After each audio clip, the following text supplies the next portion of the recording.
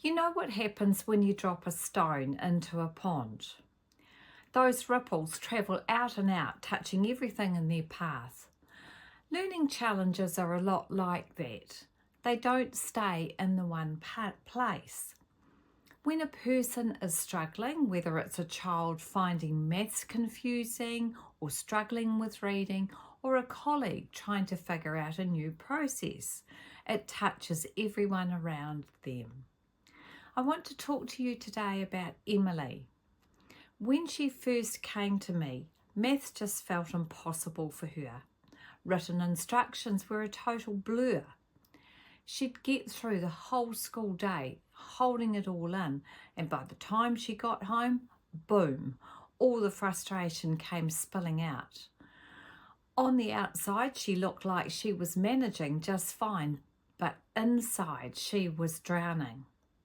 And then the ripples began. Firstly at home, evenings turned into battlegrounds with tears, frustration, exhaustion, and the tantrums. Her parents love her to bits, but nothing they tried seemed to work. Mum tried and tried, but Emma couldn't understand what Mum was trying to say. The ripples then spread to school. Teachers were doing their best, but the approaches they were using just weren't clicking for Emily. Then the ripples grew. The stress at home started spilling into other areas. Mum's work, relationships between siblings and mum and dad, even health was impacted. You may have seen this happen before. So what changed?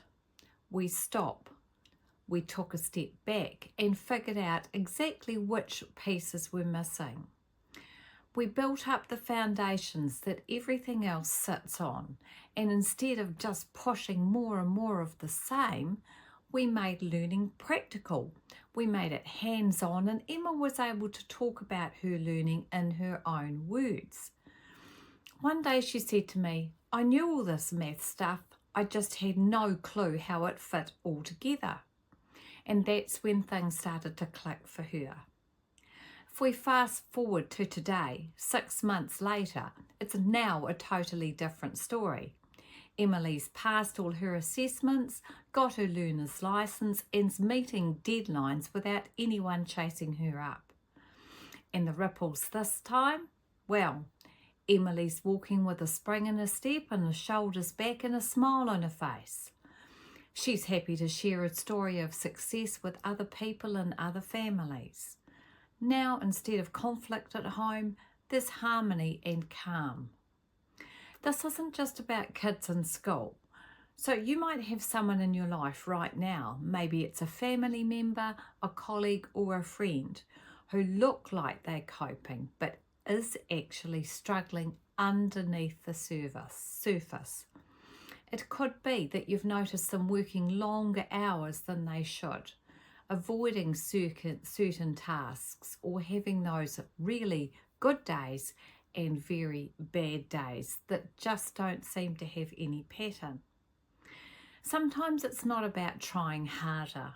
Sometimes it's about going back, checking those foundations and making sure they're solid, and then moving forward. So here's my challenge for you. Think about the circles around you. Who might be quietly struggling, and what ripples are you seeing? And what positive ripples could you create for them today? Pop your thoughts in the comments. I'd love to hear your stories and hear what's worked for you. Remember, there's always a way forward, and sometimes it's worth stepping back, checking those foundations are solid, and trying something completely different. I'll see you next time. Keep creating those positive ripples. And if you found this story helpful, hit the like button so more people will see it. Share it with someone who might need a little hope today. And subscribe so you don't miss the next story. The more of us creating positive ripples, the further that they'll reach.